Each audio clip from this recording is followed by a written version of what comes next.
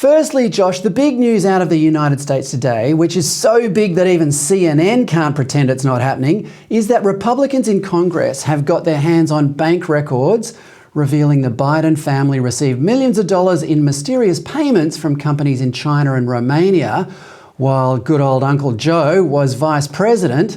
We've been hearing this type of allegation about the Bidens for years now, especially since Miranda Devine's bestseller, The Laptop from Hell, was published in 2021. Josh, why are these allegations more serious than the ones we've heard previously? Well, I think in part just based on the sheer number of people. I mean, at some point it becomes a literal numbers game, right? So if you kind of look at what Congressman Comer and the Oversight Committee unveiled today, I mean, this goes way beyond Hunter Biden. So Hunter Biden is currently under federal investigation for tax fraud. He's facing possible gun charges. You know, we'll see where that winds up. But Hunter Biden, of course, is a man of many problems. I mean, I wish him personally the best, but he has been in and out of drug rehab. I mean, he's fathered a child out of wedlock. He was just in Arkansas for a custody hearing, all of this, right?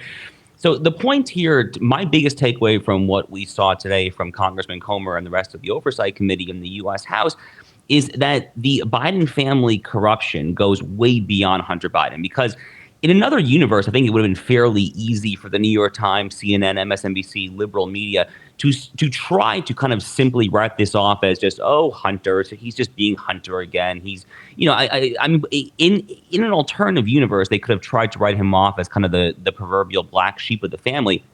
But here you have, I mean, the list that I saw today was upwards of 8 to 10 members of the Biden family who were effectively in on the dole, who were kind of in on this kind of pay-to-play, very sordid influence peddling game in areas of the world, which, oh, by the way, happened to be under old Uncle Joe, his kind of vice presidential area of expertise or stewardship. So the whole thing just rots top to bottom. It is a stinking story.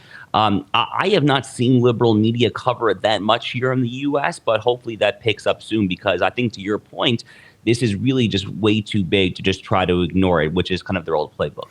Well, speaking of the rottenness of it all, there must be tension within these legal authorities between their duty to enforce the law and what seems to us here in Australia to be their loyalty to the Democrats and the Biden family. How's that going to play out, do you think? So, look, I mean, you know, you mentioned how I was just over in Hungary, and my panel at the CPAC conference over there was actually on free speech and big tech. And the moderator basically asked me about the state of press freedom, the state of the media, the state of all of that. And what I basically said, and this is kind of how I'll answer your question here, is, you know, currently in the U.S., this is a little bit of a cynical, jaded take, but I happen to be pretty jaded about this whole subject.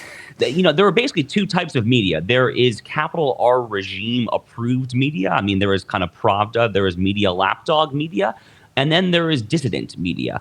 And unfortunately, when it comes to the Obama family, when it comes to the Biden family, when it comes to the Clinton family, when it comes to these major Democratic Party families and their kind of close cronies, even when it comes to folks like Jeffrey Epstein, of course, who have been, you know, deep in when it comes to these various Democratic families, obviously the Clintons being at the center of that. When it comes to all of this, the media goes into full apology mode. And we see this time and time again. I mean, during the Obama administration, during the Biden administration, the revolving door of power between these White House kind of press offices, the press secretary position, and these prominent ABC, NBC, CBS journalists. I mean, it is a well-established fact of American life right now that the revolving door exists and actually flourishes between the Democratic Party and the American mainstream media. They have a ridiculously cozy, symbiotic relationship where they existentially and vocationally depend on one another's existence for their own mutual sustenance. And I simply do not see that very unfortunate fact changing anytime soon. So all of that is to say